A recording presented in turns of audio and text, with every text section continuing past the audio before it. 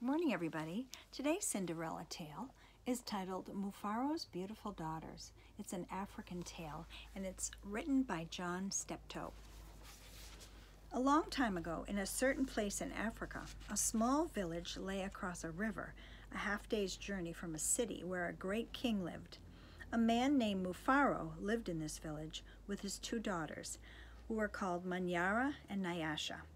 Everyone agreed that Manyara and Nyasha were very beautiful.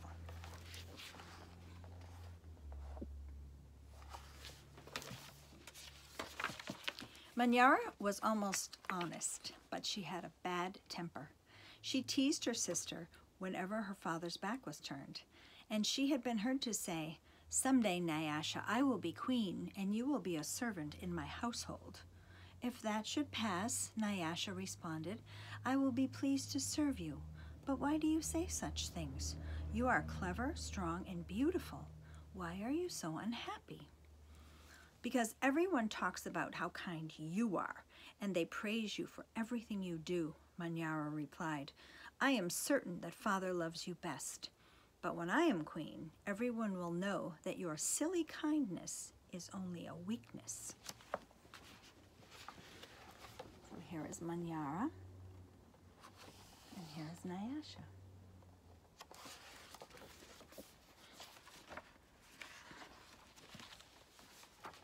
Nyasha was sad that Manyara felt this way, but she ignored her sister's words and went about her chores. Nyasha kept a small plot of land on which she grew millet, sunflowers, yams, and vegetables. She always sang as she worked, and some said it was her singing that made her crops grow more bountiful than anyone else.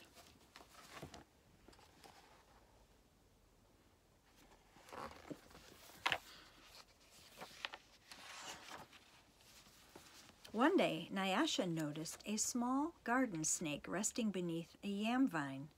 "Good day, little Nyoka," she called to him. "You are welcome here. You will keep away any creatures who might spoil my vegetables." She bent forward and gave the little snake a loving pat on the head and then returned to work. From that day on, Nyoka was always at Nyasha's side when she tended her garden. It was said that she sang all the more sweetly when he was there.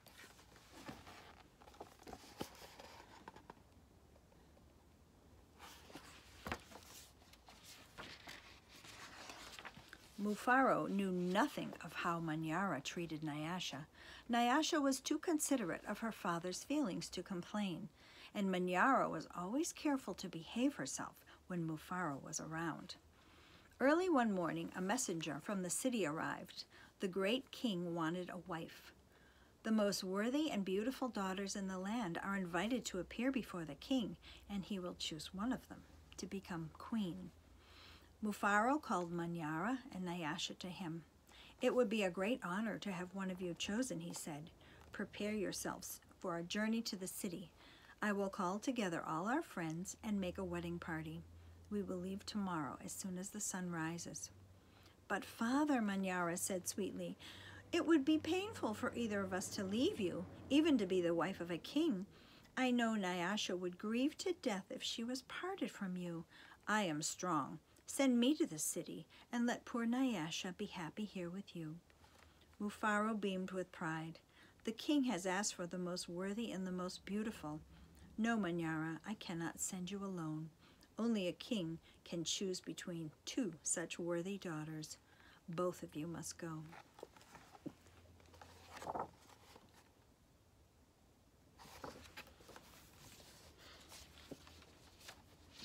That night, when everyone was asleep, Manyara stole quietly out of the village. She had never been in the forest at night before, and she was frightened, but her greed to be the first to appear before the king drove her on. In her hurry, she almost stumbled over a small boy who suddenly appeared, standing in the path. "Please," said the boy, "I am hungry. Will you give me something to eat?" "I have brought only enough for myself," Manyara said. "Oh, but please," he said, "I am so very hungry." "Out of my way, boy. Tomorrow I will become your queen. How dare you stand in my way?" She does not look very friendly or kind.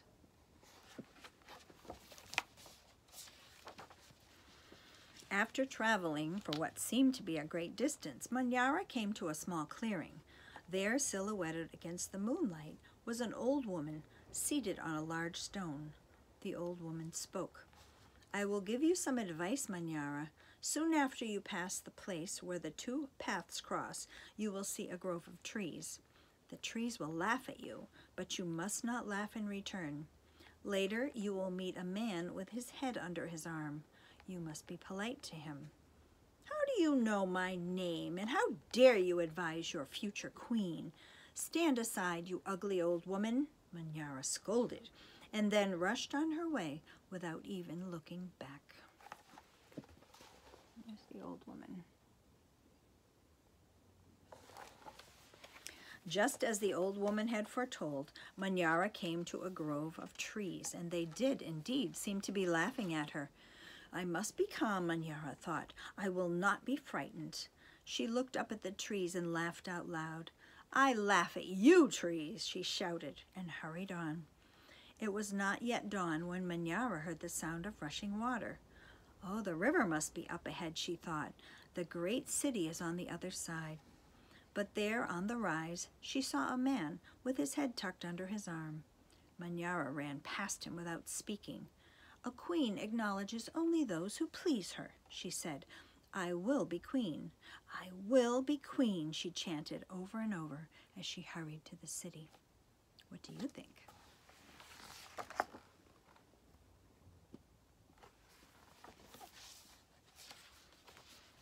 Nyasha woke at the first light of dawn. She put on her finest garments, and she thought about how her life might be changed forever beyond this day. "I'd prefer to live here," she said to herself. "I hate to leave this village and never see my father or sing to little Nyoka again." Her thoughts were interrupted by loud shouts and commotion from the wedding party assembled outside. Manyara was missing. Everyone bustled about, searching and calling for her. When they found footprints on the path that led to the city, they decided to go on as planned. As the wedding party moved through the forest, brightly plumed birds darted about in the cool green shadow beneath the trees. Though anxious about her sister, Nyasha was soon filled with excitement about all there was to see. They were deep in the forest when she saw a small boy standing on the side of the path. "You must be hungry," she said to the boy, and she handed him a yam that she had brought for lunch. The boy smiled and disappeared as quietly as he had come. Later, as they were approaching the place where the two paths crossed, the old woman appeared and silently pointed the way to the city. Nyasha thanked her and gave her a small pouch filled with sunflower seeds. The sun was high in the sky when the party came to the grove of towering trees. The uppermost branches seemed to bow down to Nyasha as she passed by. Finally, someone announced that they were near their destination.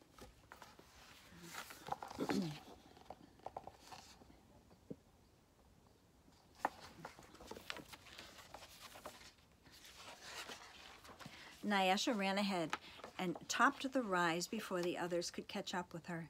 She stood transfixed at her first sight of the city.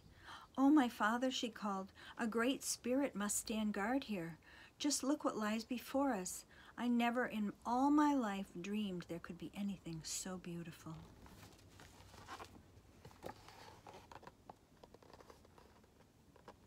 It's a beautiful city.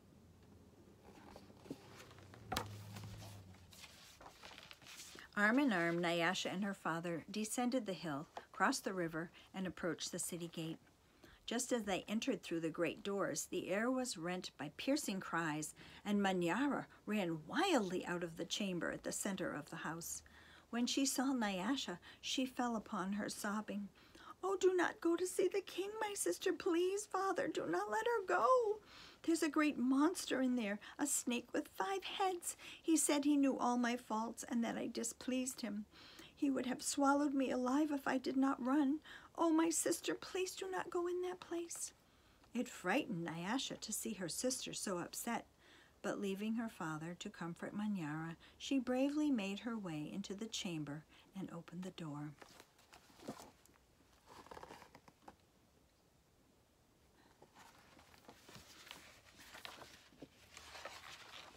On the seat of the great chief's stool lay a little garden snake. Nyasha laughed with joy and relief. "My little friend," she said, "it's such a pleasure to see you, but tell me, why are you here?" "I am the king," Nyoka replied, and there before Nyasha's eyes, the garden snake changed shape. There's our little friend.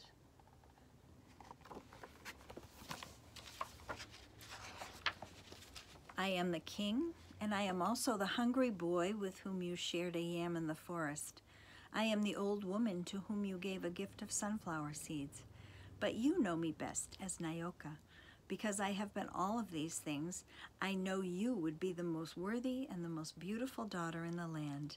It would make me very happy if you would be my wife." There's the king.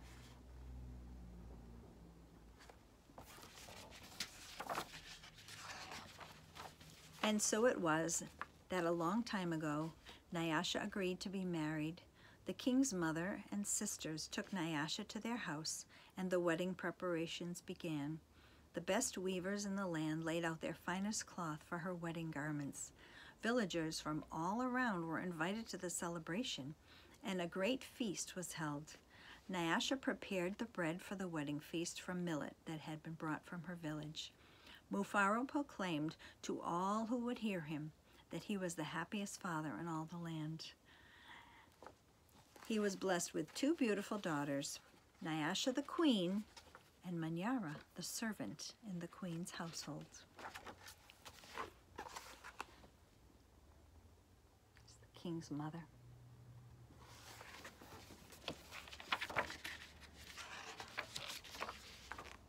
And there, at the great wedding feast.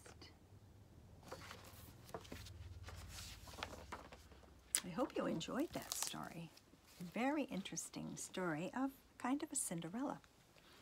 So let's take a look and see if we can remember. Who was the girl that became the queen? Remember her name? Nyasha. Did she have a stepmother?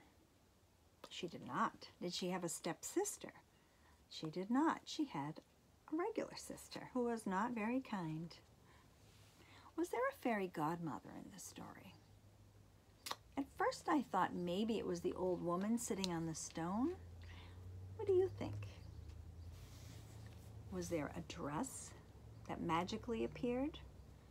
There was not a dress, but they did weave finest silk into a beautiful dress for her wedding. So it wasn't by magic. Did she go to meet the king in a coach? She did not. She walked through the forest with her father. Was there a glass slipper in the story? There was not. Was there a handsome prince in the story? There was not a prince, but there was a great king. And did they live happily ever after? Yes, they did. It's queen and king of all the land. I hope you enjoyed our African story today. Another story tomorrow, another Cinderella story.